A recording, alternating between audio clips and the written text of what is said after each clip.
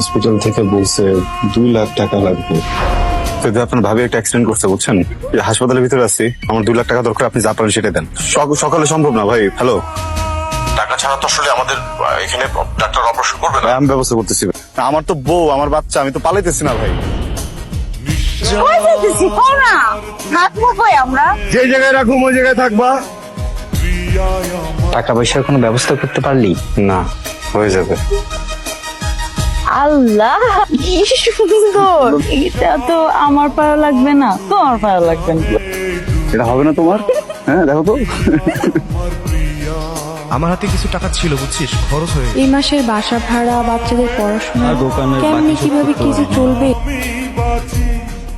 না এটা রাখো তোমার কাছে। কি এটা? ওই যে আমরা পালানোর সময় গয়না কিছু আনছিলাম না, বাকিগুলো তো বিক্রি করছি, এই কানের দুল জোড়াটা আছে, কোনো বিশেষ প্রয়োজন হইলে এটা বিক্রি করতে হবে। টাকা পয়সার ব্যবস্থা হয়েছে কিছু? 2 লাখ?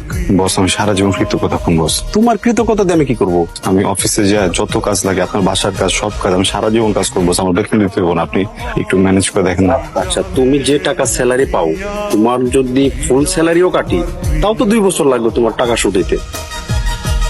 গাড়িটা নতুন, 3 মাসের, 2,10,000 টাকা দিয়ে কিনছিলাম। এই জায়গায় বউয়ের 1 ভরি। ঠিক আছে, আসতেছি আমি।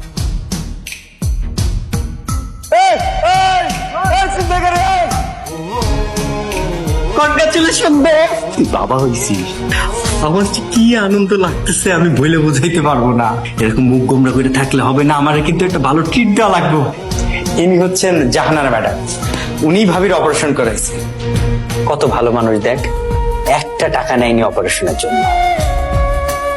ও, আপনি তাহলে মেয়ের বাবা? আপনার স্ত্রী এবং মেয়ে দুজনই সুস্থ আছে, কংগ্রাচুলেশন। তো এখন কিন্তু দেখতে পারবেন না, একটু ধৈর্য ধরতে হবে। আমার কিছু হয় নাই। না ভাই, এটা হয় না। গোল দিমু আমরা, কাপটা লই আপনি বাড়ি যাবেন। বলটা বানাই দিছে কে? রেফারি কে? কোচ কে? সবকিছু করলাম আমি। যদি তোমায় না পাই